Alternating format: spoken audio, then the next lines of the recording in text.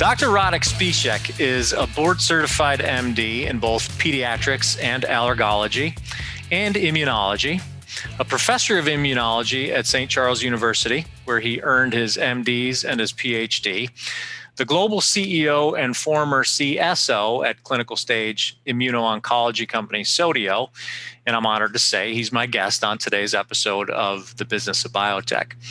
I'm Matt Pillar, and on this episode, Dr. Špíšek is going to share his company's strategy as it manages the development and production challenges of an incredibly robust and diverse roster of cell therapy, IL-15 superagonist, and antibody-drug conjugate candidates in the SOTIO pipeline.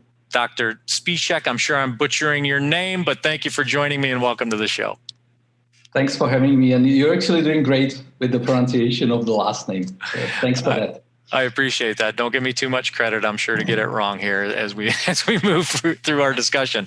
Not much room for improvement. This is perfect. So let's get to know you a little bit better, Dr. Špíšek. You've been at SOTIO for more than 10 years now, serving in various capacities. As I mentioned, CSO leading up to your appointment as global CEO back in 2018. So give us a little bit of background on you and your story, in your journey there at SOTIO. Mm-hmm. Yeah. So Matt, exactly as you said, I mean, I'm a physician. I'm a board-certified pediatrician, pediatric hemato-oncologist, and immunologist. And I would say that the first 10 years of my career, I was following a perfect academic type of career, doing a PhD in tumor immunology in France for, let's say, 3 years. Then working on my board certification here back in the Czech Republic. And after that, I decided to do a regular, let's say, top-level postdoc in tumor immunology, which I did in the US at Rockefeller University in New York City, in the group of former Ralph Steinman, who was working on dendritic cells. So up until 2007, I guess, I've always believed that I will pursue the classical type of career where I will try to combine the top-level clinical work with the science. But a year after my return to the Czech Republic in 2009, I sort of got approached by a Czech guy, an owner of a financial institution called PPF, that is not so much known in the US probably, but in Europe, in Asia, it's well known as a tremendously huge financial institution with over 45 billion euros in assets that is spread across various industries, and it's all basically been an adventure of one single owner, Mr. Peter Kellner, who has built it. So you can imagine when he approached me in 2009 with the idea that he would like to sort of make me a part of his adventure that he wants to start in biotech, it was actually extremely exciting, and it was an opportunity that I've never thought about before this interaction happened. Yeah. And after an approximately year of discussions, we agreed that we will create an entity that has become SOTIO, which was in 2010. And the dream and the idea from the very beginning was to create an entity that would have the vision of building a diversified portfolio of oncology programs at different stages of development. And with the help of PPF, with PPF being the only entity funding SOTIO, we would try to build the portfolio and to bring the programs forward. And the dream of all the people involved in the company is that one day one of those programs will make it all the way through the different stages of the clinical development, will get on the market, and by that SOTIO would transform into a regular pharma company. So this is how it started. This is what sort of persuaded me to get involved into that. And there was, of course, a great degree of naivety at that stage. I started that in the position of a CSO with the belief that my sort of previous training allows me to judge on what programs in the world might be attractive scientifically and might eventually become good oncology programs for the portfolio of the company. Yeah, I'm always really intrigued by the backstory of the leap that academics make into industry, and I've found through conversations with people who have made that leap that it often starts with maybe a little bit of dabbling, a little bit of investment activity, and kind of blossoms over time. It sounds like this was a pretty stark, pretty hard right hand turn for you. I mean, just a personal question: was there? Maybe not having a whole lot of industry-facing experience. Were there any nerves, any anxiety around engaging in the venture? Oh, absolutely, and I mean it's still there because I mean the idea. Well, as probably apparent from my previous answer, I've had zero experience with drug development. I had zero experience with pharma industry.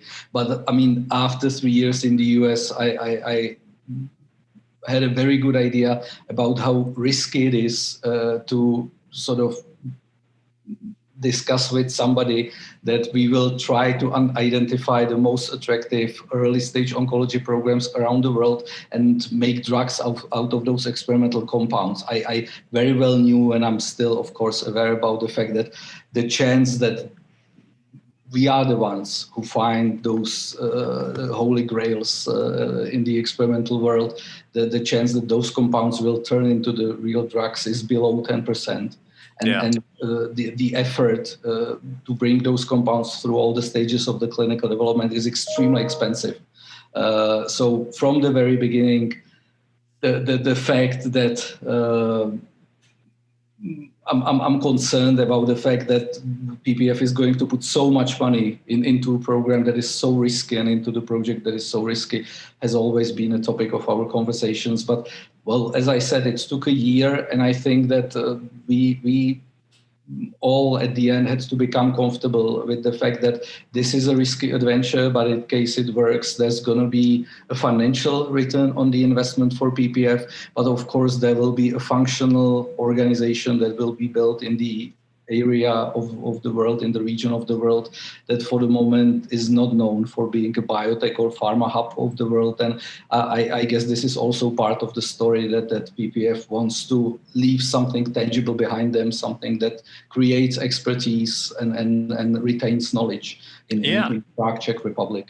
Right. Yeah. No, that's excellent. That's a good point. And I hadn't thought about that. You're pioneering, in science, but also it's a cool element of the story that you're establishing something in the Czech Republic that perhaps wasn't there before. Absolutely. Yeah. We retain expertise. We bring expertise and retain expertise and help building expertise in the area that did not support it prior to the SOTIO start. That's certainly an important part of the story for me personally.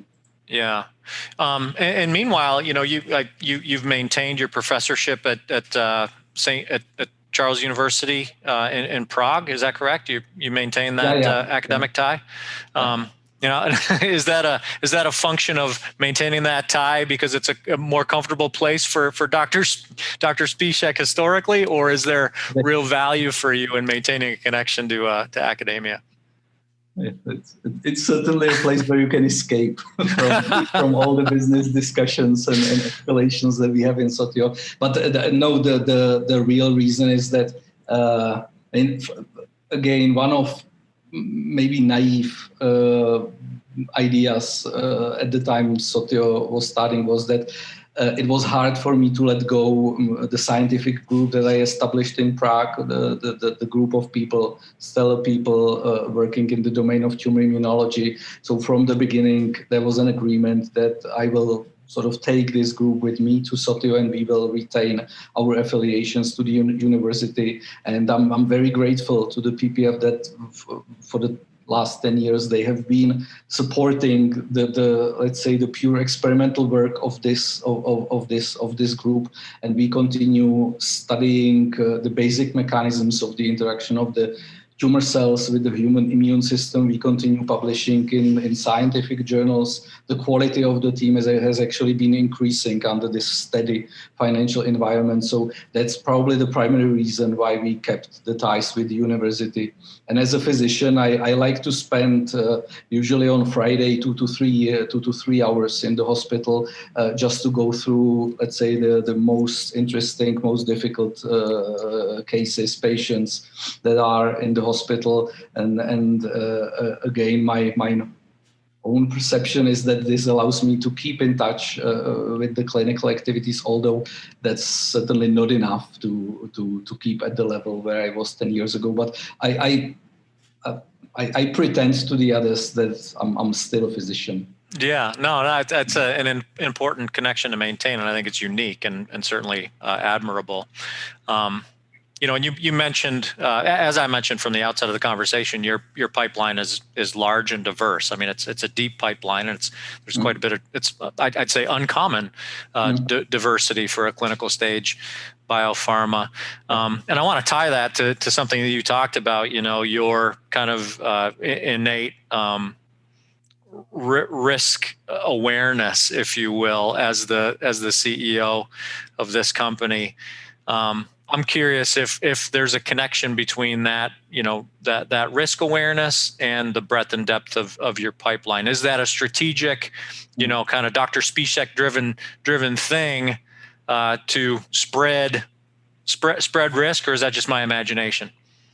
Oh, it's probably not Dr. Špíšek risk awareness, but it's certainly a conscious strategy driven by executive people from PPF and also the executive management of SOTIO.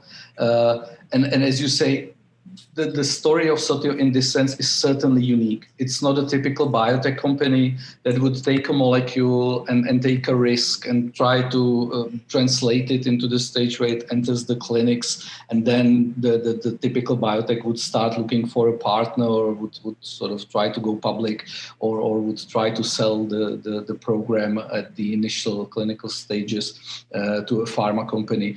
In this sense, we certainly are different because the financial backing of PPF allows us to have this broad vision of us eventually becoming a pharma company.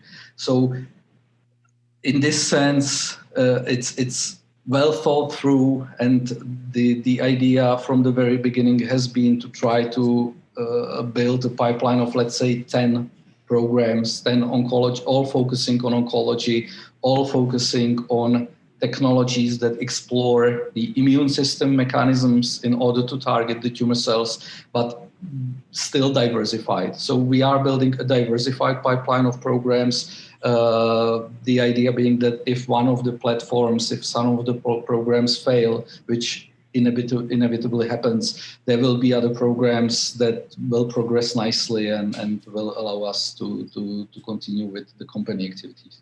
Yeah. At the same time, I mean, that diversity, so let's talk about that diversity. I gave a quick overview of it, but you've got three, you can update me here where I get this from. You've got 3 clinically advanced cell therapy programs targeting prostate, ovarian, and lung cancers, 2 IL-15 superagonist programs in oncology, 1 preclinical, I believe, and 1 phase 1, and 2 preclinical antibody-drug conjugates in oncology. So first of all, did I get that right? Is there more to that story? There's actually more. Okay. Proving the point I'm about to make. There's actually more. End of last year, it's a public information. End of last year or mid last year, we acquired a CAR-T company, a CAR-T program, a very interesting, innovative CAR-T program that might have a chance to succeed in solid tumors. So we now have 2 cell therapy programs. There is a dendritic cell-based therapy program that you mentioned, and we now have in Cambridge, Massachusetts, a CAR-T program that became part of SOTIO September last year, and that is now progressing very nicely with hopefully the first program getting into the clinics end of this year. The Business of Biotech is brought to you in partnership with Cytiva. This April, Cytiva celebrates 1 year in the biopharma industry. 12 groundbreaking and revolutionary months working to navigate and overcome the worst viral pandemic in a century. In recognizing this key milestone, we have the opportunity to reflect on lessons learned and identify ways to innovate, adapt, and improve. To help drive this progress, visit Cytiva's Emerging Biotech Accelerator and check out a selection of helpful resources for biotech leaders at cytiva.com/emergingbiotech.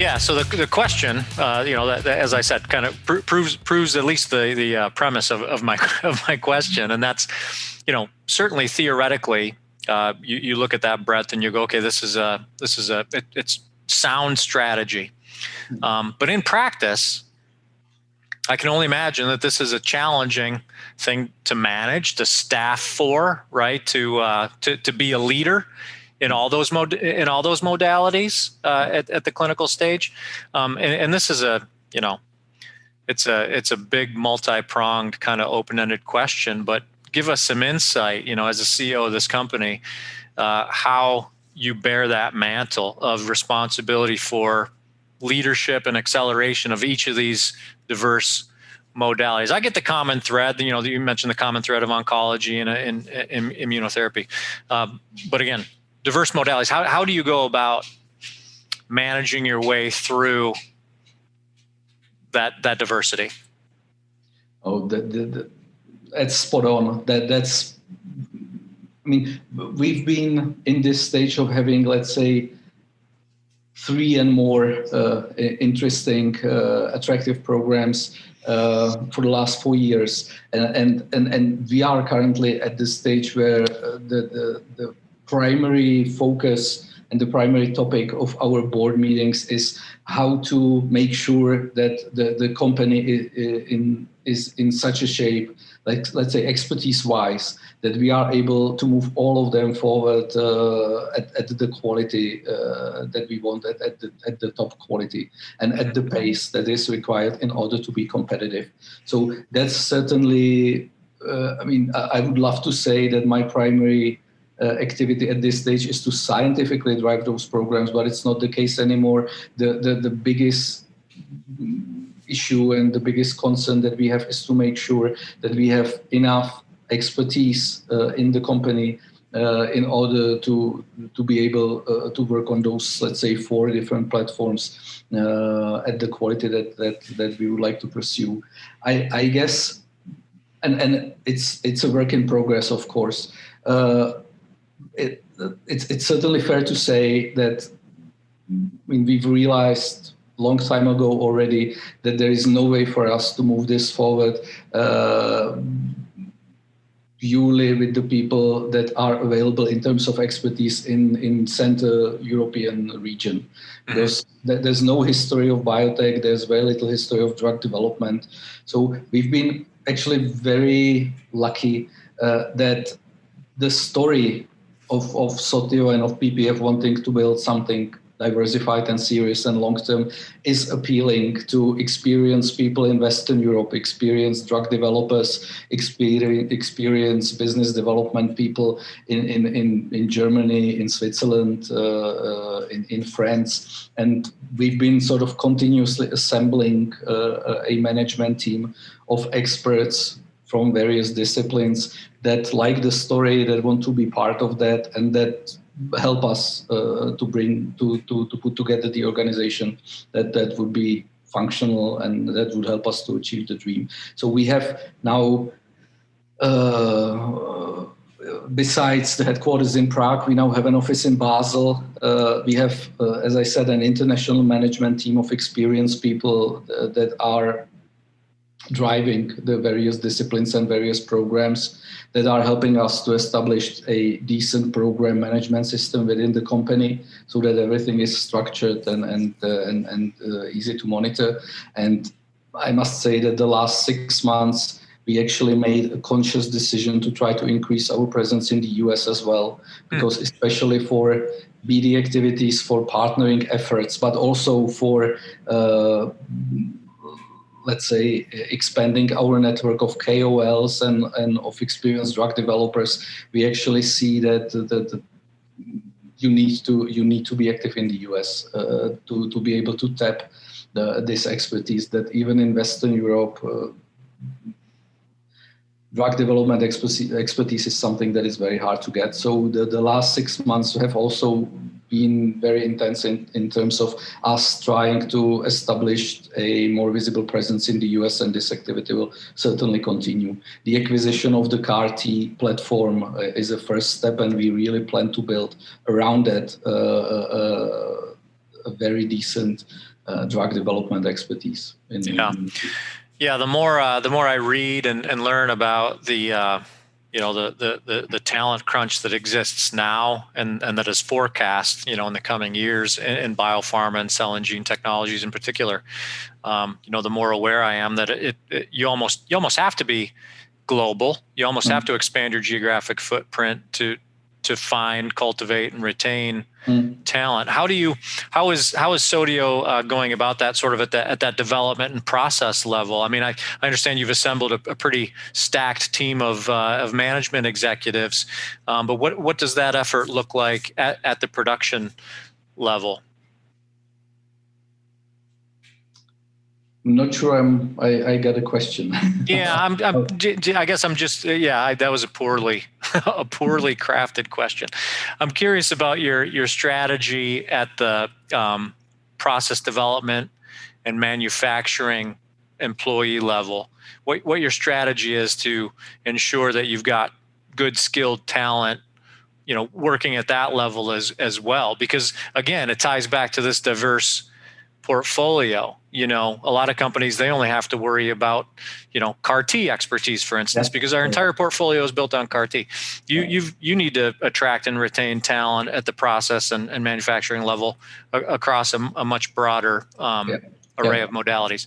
So there I go again. I used way too many words to ask the question, but hopefully you're following me now. I actually very much appreciate it. This is actually not the biggest issue.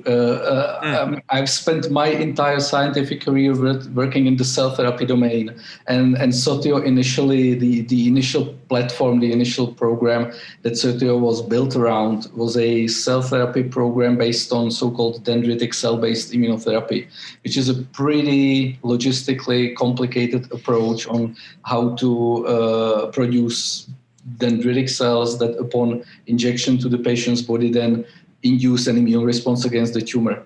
And we spent the first 3 years of SOTIO building the manufacturing capacity, cell therapy manufacturing capacity, designing clinical trials with this dendritic cell-based approach, and building the team that would be able to handle the logistics connected with shipping the cells around, with shipping the blood samples of the patients around the world in time, at the right place. And by doing that, actually at the end, where we approached the regulators and we asked them for the approval of our clinical trials, we collected an immense amount of expertise in the cell therapy manufacturing and regulatory activities. I'm usually not the guy who is too bullish in terms of statements about our activities, but I actually don't know of any other cell therapy company that has so much expertise in cell therapy manufacturing and cell therapy regulatory activities and all the associated logistics.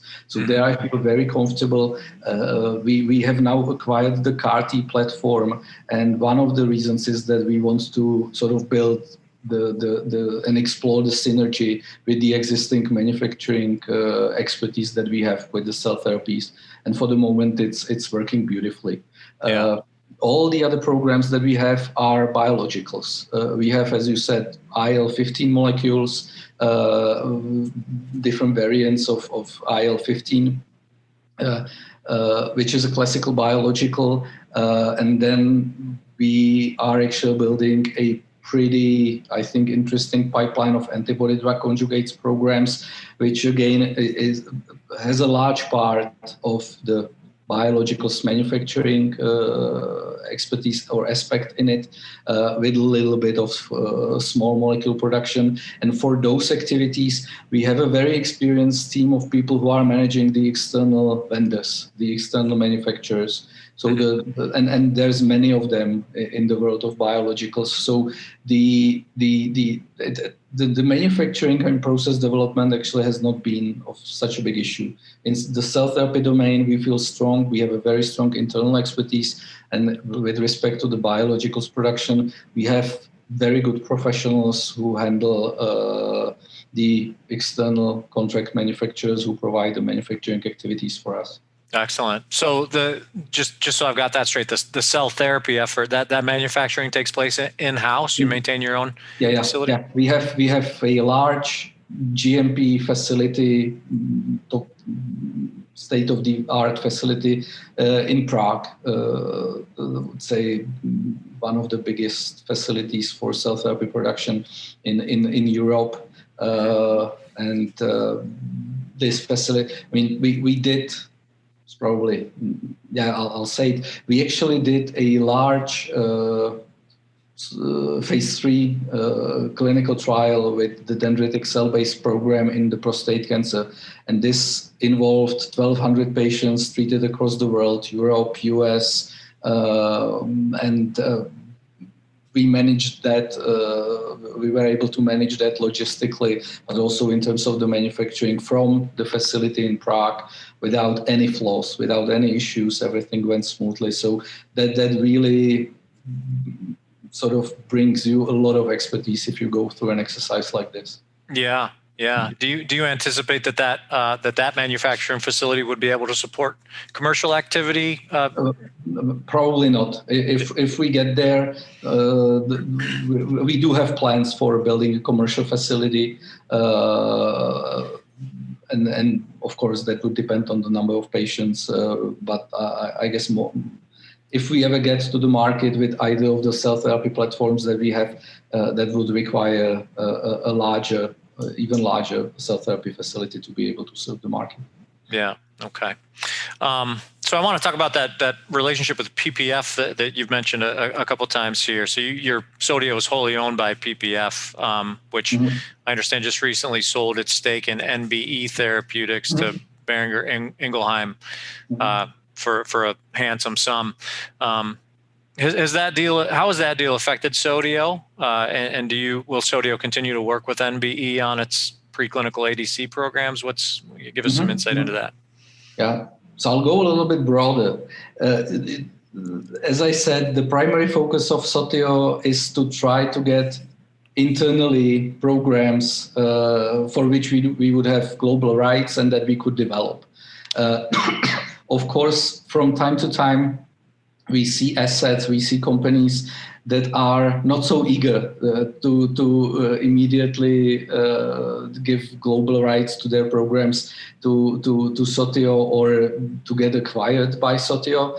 NBE, we met with the founders of NBE at the very beginning of their adventure, and we very much liked the scientifically the program and the vision of the company.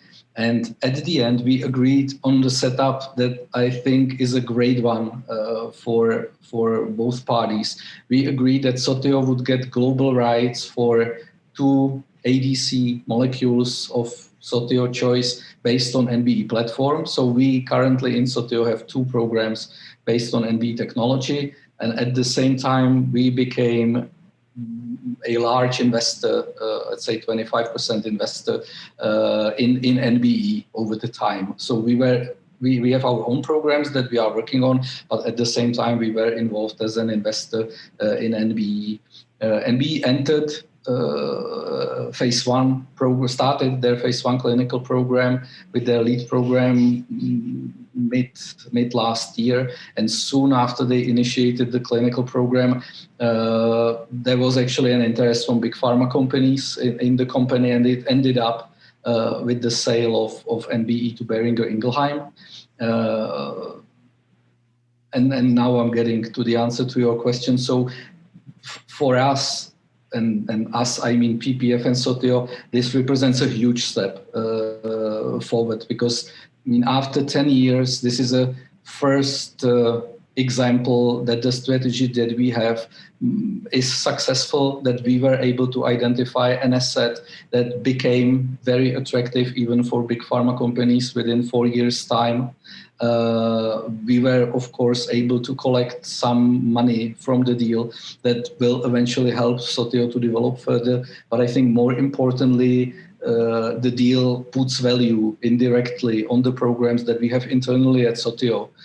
As I said, and we had one program that they were developing. We have 2 of them. One of them will enter the clinics later this year, and the other one is preclinical. So for me personally, the biggest impact of this NBE acquisition by Boehringer Ingelheim is that it indirectly validates the programs that we have internally at SOTIO. And I'm actually very much looking forward to the moment we will go clinical with our lead program, and we will announce the target. And I hope this will be an opportunity to sort of discuss interesting partnerships for the clinical program with this molecule. Yeah, very good.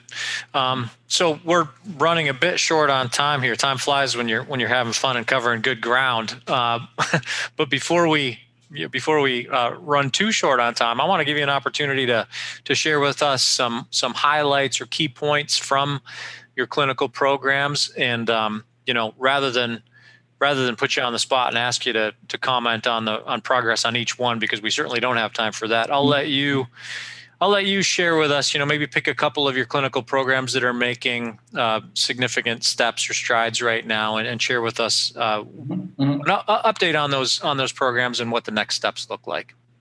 Absolutely. So, our primary focus, as I said, is to identify early preclinical assets that are scientifically sound and that we believe have a decent chance of getting into the clinical stage testing and ultimately to the market. So that's what we focus on, identification of promising preclinical assets and basically incubating them and bringing them to the clinics. What is currently, I guess, great for the company is that this year there will hopefully be 2 programs that will make it into the phase 1. It will be one of the CAR-T programs that is targeting GPC3 and that we plan to develop in hepatocellular carcinoma and probably some additional indications. And what is great for the company of our size is that the first of the antibody-drug conjugate programs that we will reveal at the AACR in a few weeks will hopefully also enter the clinic end of this year. So 2 INDs, 2 new phase 1 programs in 1 year is a great achievement for the company. And when asked about the clinical stage programs and the most important aspects, I certainly need to comment on the IL-15 program that we have. Mm-hmm. So it's a program based on a modification of IL-15 molecule that basically creates a molecule that extremely efficiently stimulates immune response against tumor cells. It extremely efficiently stimulates T cells and NK cells, and those are cells that can then attack tumor cells and hopefully help the patients in their fight against the disease. We started a phase 1 program about a year ago, and now we are getting towards the end of so-called dose escalation, meaning that we are getting to the point where we will get the dose for the subsequent clinical trials with this molecule. And what is great is that already during the phase 1, we have clear signs of clinical efficacy or clinical activity of the molecule. That we already have patients that clearly benefited from the treatment of the molecule. So that makes it extremely interesting. And I'm very much looking forward to the moment where mid this year, I guess, we will initiate so-called expansion cohorts in specific diseases where we will test the activity of the molecule in monotherapy settings. And third quarter this year, we should be able to also initiate combination studies of this molecule with already established treatments, which is an area where we see a huge potential for this IL-15 derived molecule, because it's preclinically a great combination partner for many clinically established treatment modalities. And we see a very nice synergy when we put the molecule together with the existing drugs. So this is probably what I'm looking forward the most this year, that we will get into the real efficacy seeking studies with this IL-15 molecule. Yeah. Back where you're comfortable in the clinic and in those clinical settings. So I have to ask you this. I mean, there's a lot of early success. Again, there's a lot of opportunity for success with SOTIO there in Prague. You've mentioned that it's a burgeoning biotech scene there. Kind of early days for the biotech scene. Mm-hmm. So when you have some early clinical successes and IND successes, who do you celebrate with? Are you in a community of new and emerging biopharmas there in Prague? Are you in maybe a science center? Do you have some people that you can go out and enjoy a pint with when things go right? Yeah. That's a great question in the current situation. I don't know whether you are aware, but for some reason, Czech Republic is doing extremely bad with respect to the COVID infection. In the last few weeks, it got really dramatic. So we are under complete lockdown. There's no way to celebrate whatsoever. I go to work in the morning, which is almost illegal because we are supposed to stay at home, and then I return back home in the evening. But I mean, there is it's amazing, but after 10 years, there's still a group of maybe 30 people that started the SOTIO adventure with me. This initial nucleus of people that decided to make a transition from either pharma companies or from CROs or from the university, and they decided to embark on the SOTIO adventure. I would say that 80% of those people are still there. And we I mean, the naivety has gone a little bit, but we still believe that there might be that the ultimate vision of the company is to one day get a compound on the market. And whenever there is a successful step towards this goal, this is probably the group of people that we celebrate with.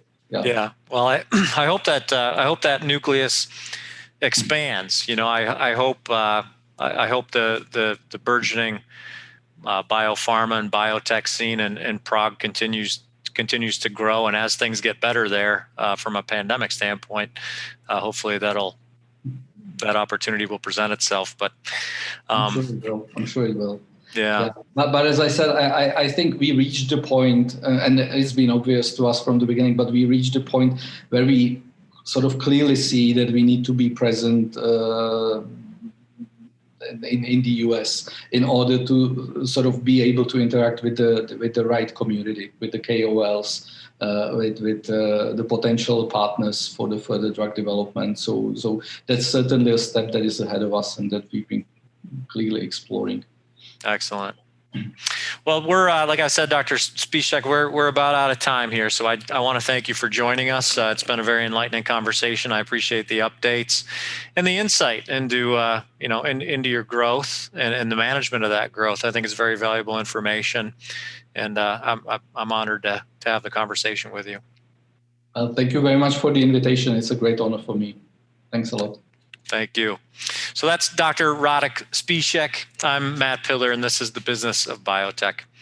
We're produced by Bioprocess Online in tandem with a great partner in Cytiva, a company that demonstrates its commitment to clinical stage biopharma companies at cytivalifesciences.com/emerging biotech. There you can find a host of freely accessible resources that guide you on your journey from development to the clinic and beyond. Visit that site. Visit us at bioprocessonline.com, where I'd love it if you'd subscribe to my newsletter. And if you like what you heard today, subscribe to the podcast and give us 5 stars. In the meantime, thanks for listening.